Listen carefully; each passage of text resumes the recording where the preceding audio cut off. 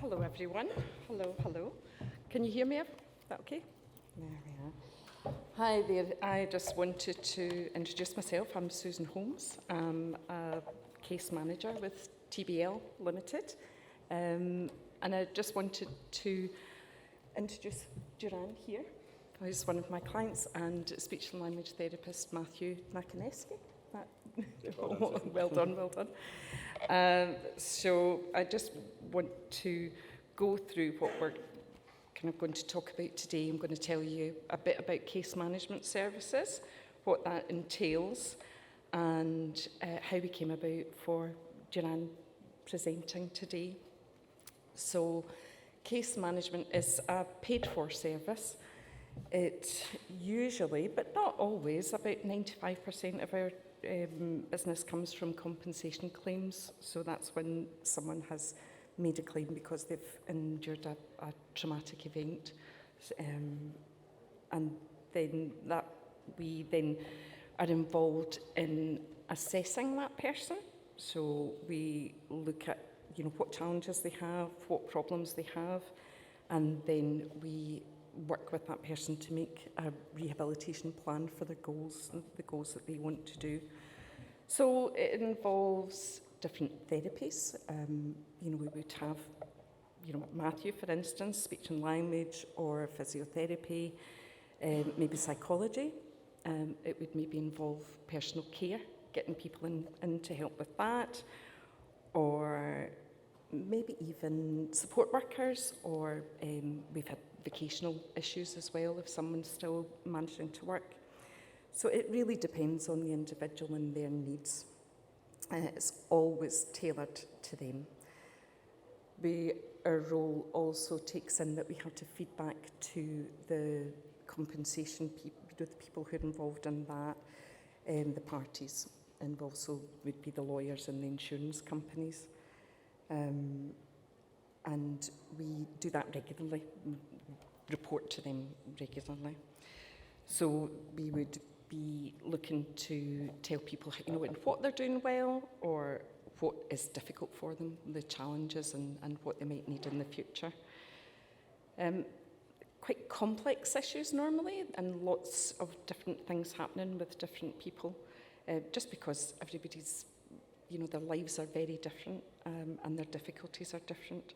So it's always an interesting role. One day's never the same as another.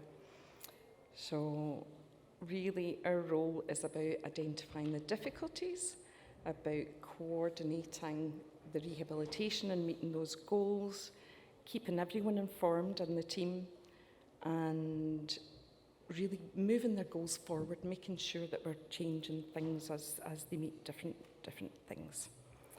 So I've been working with Duran for about a year, just over a year now, and one of his goals was to be a motivational speaker. I hadn't heard that one before, and I thought, how are we going to do that one? But of course, absolutely, we'll manage that for you, what we're going to do. I have to say I did have quite a swan moment, that when your face is calm, but you're flapping inside thinking, how do we solve this one? What are we going to do? So really speaking, it's about communication. So hand it over to Matthew, and he's leading Duran in that goal. They're working hard towards that. So a day like today was really great news for us, because they wanted people who had experience to tell us about their experiences of brain injury. So it's a given for us. Lovely. So that's us. We're well on the way to becoming and meeting that goal that Duran has set for himself, which is just lovely. So I'm going to hand you over just to... You want to go next? Yeah, excellent. Okay, thank you. Thanks, Susan. I'm Matthew. I'm Duran's speech and language therapist. Just to double check, in the program it puts me as a speech pathologist, which technically I am, because when I trained in Australia I am a speech pathologist, but just before the Royal College of Speech and Language Therapists gives me a phone call, I am a speech and language therapist. Just wanted to put that one out there. So from a speech and language therapy perspective, we've been involved with Duran for the last 18 months. As you're going to hear from Duran, he did receive a good level of medical support and rehab following his head injury, but he still presented with a large range of communication problems that still required ongoing input. And actually, with most of our clients, it's not until they actually get home from some sort of hospital admission or inpatient stay, when they're trying to get back to just doing normal things like socialising with friends, trying to maybe return to the workplace, establishing or maintaining relationships. And it's not until the person's home doing those things that actually their communication problems become a little bit more obvious. And then we know that actually it's still having a significant impact on their lives. In Duran's case, and we're from the northeast of England, and from an NHS perspective, sort of specialist community ABI rehab is pretty limited, very dependent on where you live in the northeast of England, and from a speech and language therapy perspective, it's exceptionally limited to have specific ABI rehab. As Susan's mentioned, in terms of Duran's scenario, we are able to provide independent therapy for Duran to support his ongoing needs. And so I think when you listen to Duran and you think about sort of the things we're going to talk about, I think Duran's rehab journey sort of really does highlight that there is obviously a need for, and people do benefit from, long-term community-acquired brain injury rehab. And that's why it's exceptionally important that everyone should be able to access that regardless of their situation, regardless of how their head injury has come about. And I think that's still an area that we definitely need to do better in across the UK, I would have thought. But I also think Duran's story also actually highlights the theme for this year's Action for Brain Injury Awareness Week. So that is actually this week, if nobody else has mentioned that this week. And the theme of this year's Brain Injury Awareness Week is See the Hidden Me. And the difficulties that Duran still faces are largely hidden. They're not very obvious. You wouldn't know that they were sort of there under the surface with Duran, but they are still things that he finds challenging from a day-to-day basis. So yeah, definitely think Duran is an excellent ambassador for the See the Hidden Me message that we're talking about this week. In terms of some of the things we have been working on with Duran, so when we became involved with Duran, Duran was still experiencing a bit of a stammer, a bit of a stutter following his head injury. Was not something that he had before his head injury. Just generally, you were sort of, generally a little bit reduced with your confidence, sort of talking with different people in different scenarios. We're sort of finding challenging communication situations a little bit difficult to navigate in terms of sort of keeping your emotions in check a little bit. Some difficulties with what we call active listening skills, so sort of being able to take on board lots of information and deal with that information and then do something with that information. Certainly not an area that we would work on by ourselves. And then interestingly, that Sheena mentioned this one as well, Duran also has reduced sense of smell and taste. It's actually a very common side effect or common result of a head injury. So yeah, definitely something that Duran has been experiencing as well. So in terms of how we've been targeting that, we initially did lots of community-based therapy work with you, Duran, didn't we? So sort of practicing strategies around your stammer, but also how to deal with challenging communication situations, trying to put you in those situations. We would use our sessions to just generally reflect on some of those challenging communication situations and sort of work through them and think about how we could have maybe dealt with them better the next time. We have done a little bit of work on your listening skills to increase your focus, but also for you to be aware of when the information's too much and to alert the other person, nah, you've lost me there, you need to stop, you've said far too much. So just thinking about those signs. We've been doing some smell training. Smell training is a funny thing. Anyone in the MDT can do it. I've got a little bit of a passion about smell training, but I know there's lots of professionals in the audience today. It's not something that a speech and language therapist needs to do by themselves. It's just something that I happen to do with Duran, but funnily enough is going to be taken over by a specialist dietitian as part of her input with Duran. The big thing recently has been today. So we've done so many planning sessions, so many practice runs to help develop Duran's talk today. And he won't mind me saying that if people find him really good to listen to, and I know you will, he is so keen to replicate this presentation to any audience anywhere in the UK, probably even the world. Are we going to go to the world? I think we might go to the world. We might go to the world. We'll stay with the UK first. So certainly always, after lunch or in the lunch break, come and have a chat to us if anyone feels like they've got some opportunities for Duran. Then finally, we did some group therapy. Duran was a huge part of one of our communication groups, which we did online. And we find group therapy is probably one of the best approaches to tackling communication difficulties and building a person's confidence. So we had a group of 3 young lads, all around Duran's age, and they actually came up with a lovely project. I'm wondering whether there is a video to play yet. Oh, no. There we go. So this is the video that the guys produced to help promote brain injury awareness. The day Herbie bumped his head. This is a story and video produced by Jack, Duran, Ahmed and the Speech Therapy Northeast team. It was developed as part of a Speech Therapy Northeast online communication group completed between June and August 2021. Jack, Duran and Ahmed, who have all had an acquired brain injury themselves, developed this story and video to raise awareness of what it is like to live with a head injury and to help explain this to children and younger people. This is Herbie. Herbie is a dinosaur. Herbie spends a lot of his day looking for food and water and also enjoys pushing trees down with his friends and generally mucking about having fun. On the outside, Herbie looks like all of his dinosaur friends. Although, one day, Herbie was on his way to get a drink from the watering hole. He was looking up at the sky, and the sky didn't look like it usually does. He noticed big rocks were falling from the sky. He tried to run away, but unfortunately, he got hit on the head by one of the rocks. Poor Herbie. Herbie toppled over and went into a deep sleep. When Herbie finally woke up, he felt like a very different dinosaur.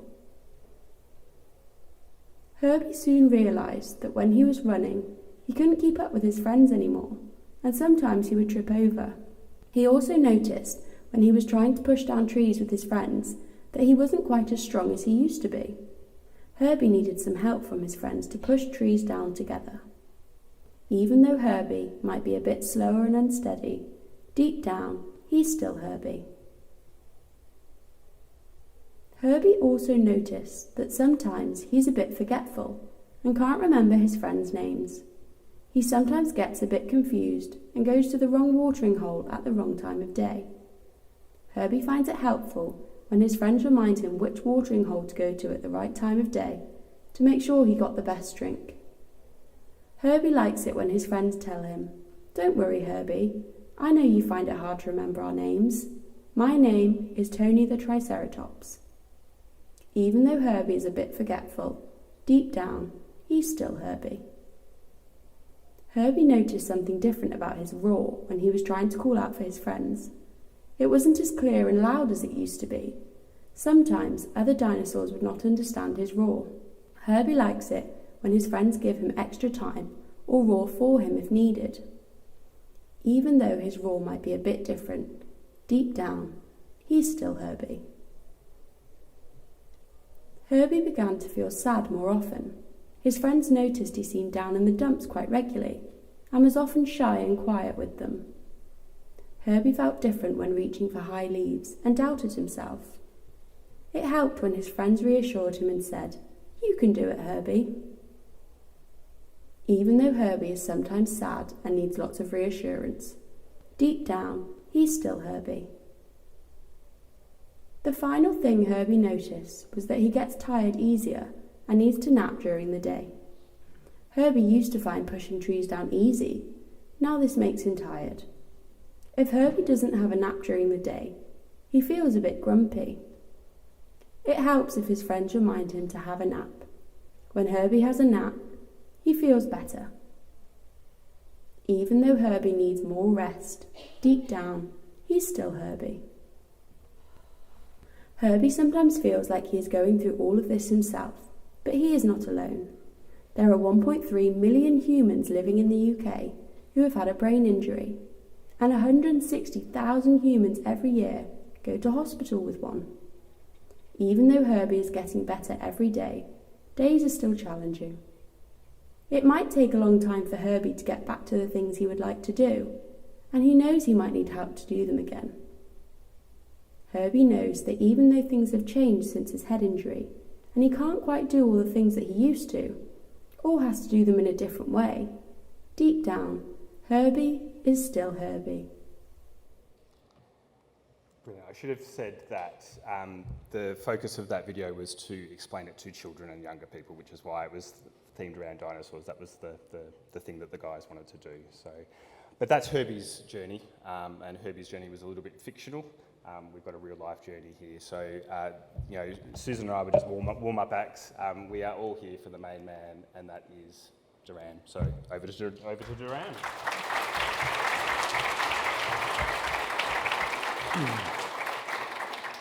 Thank you, Matthew. Hello, everybody. My name is Duran Hunt. I'm here today to share my experience as a TBI survivor. I would like to think my journey as surviving the battle. One of my life goals is to become a motivational speaker, which I'm here today, and you're my first audience, so thank you. And I'm also hoping I could connect with you all today and maybe help some of you survive whatever battles you are facing yourself. If anyone has any questions after or would like to share their own experience, I'd love to have a chat with you after lunch, which is coming up soon. Where my battle began.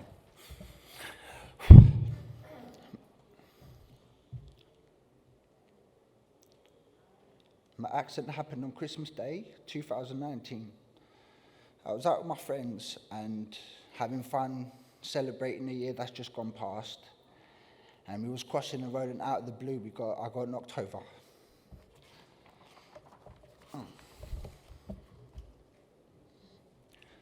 My injuries, as you can see in the photo, that was me right after the accident. Straight after the accident. So early days, I struggled to walk. I got really tired. To this day, I still find things difficult. For instance, I'm blind in my left eye. My communication skills are still not there yet, but with the help of Matthew, I'm getting there. And my fatigue. I don't know if anybody else has gone through this, but when your fatigue hits you, your mood changes as well. And that's what's happened to me. I started in St George's Hospital, London, spent a couple of months there. Then I got moved up to Sunderland Royal Hospital. Again, spent a couple of months there. Then I finished up in Walkergate Rehabilitation Centre in Newcastle. So all in all, I was in hospital about 6 months. It was a real roller coaster. One day I could be happy, but then in the same day I could drop down and be very sad. And yeah, my emotions were very all over the place, hence why it was a roller coaster. But sometimes when you're in a battle, you can feel like you're stuck in a trench, and you might feel like you've hit your rock bottom. My rock bottom started when I was in Walkergate Hospital, lying in my bed. I was thinking to myself, is this going to be me for the rest of my life? Is this going to be who I am? Wouldn't I be able to get back to the same person I used to be? And I was thinking, like, would I be able to help my emotions? My emotions were all over the place. I was very emotional, so it was very tough for me. I was wondering if any of you can relate to this, and how you feeling when you've hit your rock bottom. So, what can you do to get out your trench? You need a climbing ladder. My ladder was my family and my friends, my team, and listening to a certain person called Trent Shelton. Trent Shelton is a motivational speaker, but American side. I got introduced to him through a friend, and since the day I heard about him, I've never stopped listening to him. He's an amazing guy, and he helped me get through my battle, and I want to be the same to help you get through your battle. So I want to try and motivate people and help you find your ladder and help you get through whatever battle you're facing. The first thing that we need to do to win our battle and move forward is accepting the new you. We are survivors. We are alive. That was the very first battle won. Learn to grow with your injury. Own your injury. Don't let your injury own you. When you wake up in the morning and you look at yourself in the mirror, you say to yourself, today my injury is not going to own me. Today I'm not going to succumb to my injury. My injury is going to succumb to the boss I am today. But also, I know it can be difficult to accept your head injury. I was determined not to let my injury define who I was and not let it hold me down. But if you're finding it hard to accept the new you, then ask for help. I know a lot of people who have been helped by talking about their feelings by psychologists. I still have my session with mine, and I still get so much from them, still very much from them. Ultimately, you need to accept the new you. We can't look back. Acceptance helps us see the path ahead. Acceptance is surrendering yourself to who you really are. This gives you the opportunity to live up to your potential and the true self. Let's start now. So once you've accepted the new you, and you can see the way forward, you need to find your purpose.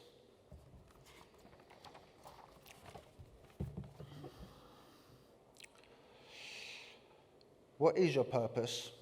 What are your goals? What drives you to get up each morning? What drives you to get up each morning and not stay in? What drives you to get up and go out? What drives you to get up just to get up? My goals are to become a motivational speaker, and hopefully one day is to compete in the Paralympics. Also to return to work, and I have just started my volunteer work, and at the moment I'm enjoying that. It is so rewarding. I just want to live the life to the fullest, and to be quite honest, that's the least we deserve after what we've all been through.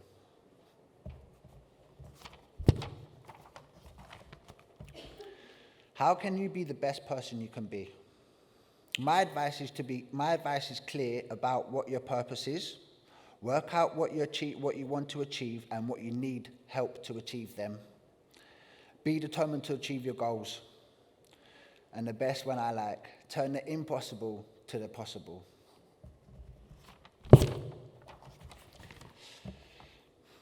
To help to be the best person you can be and to help sustain your determination, you need an army.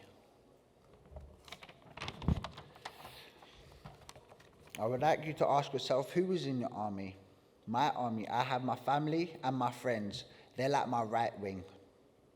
Then I have my therapy team, my case managers, my legal team, and my support workers. They are my left wing. And with the help of them both, I can fly through any situation I got.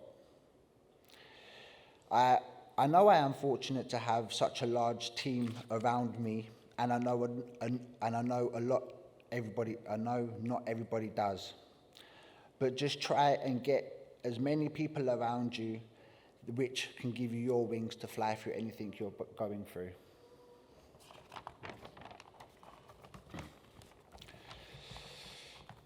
Ask yourself, who can you put in your army?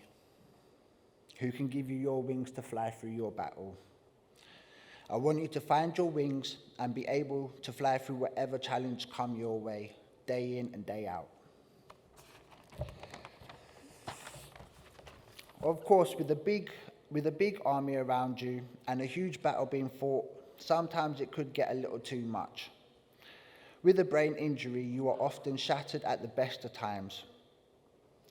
So you need to make sure you have time to escape. As I mentioned before, Trent Shelton talks about how important it is to protect your peace. Oh, sorry. How do I protect my peace? I go for my walks which helps me clear my mind and prepare myself for the next battle ahead.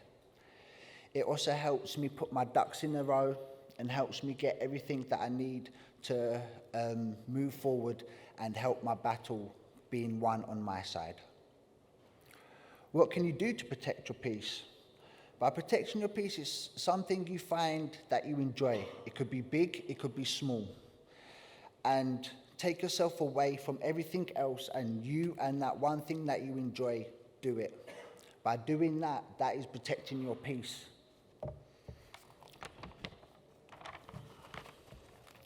I would like to thank everybody so much for listening today. Hopefully, I hope that my words have definitely helped some people around here and help you further. I want you to know that you're not going through this by yourself. Definitely not.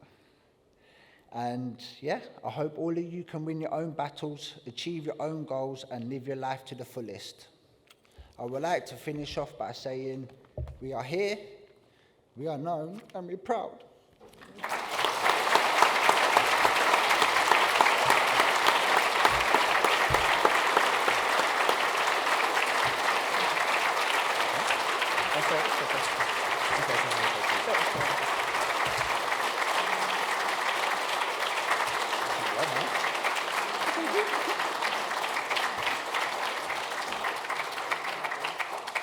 Now, what was he nervous about?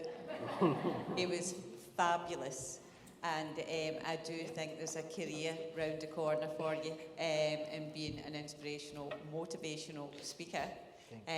So let me ask if there is any questions in the room, or is everybody still sitting wiping their tears? Anyone, any questions? Any? Oh, up the back row.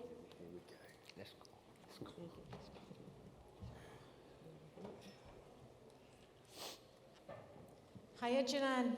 My name's Jan, and I'm a speech pathologist and a speech and language therapist. Duran, would you come on a podcast? Yes, I would. Excellent. Yes, I would. I'll speak to you later. Perfect. Thank you.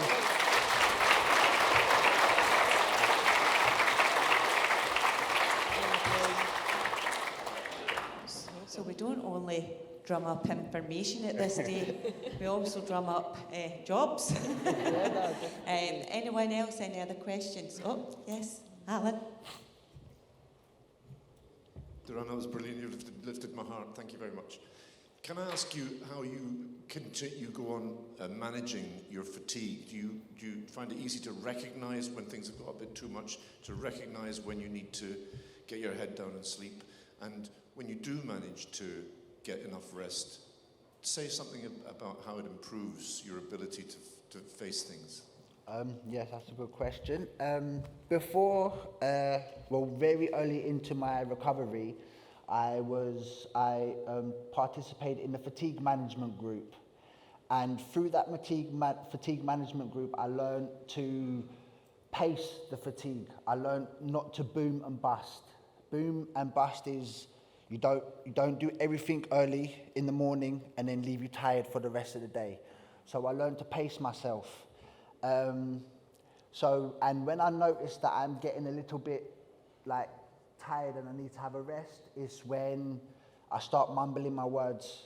My stomach comes up and I start forgetting most things I want to say. And that is a big sign for me to go and have a rest.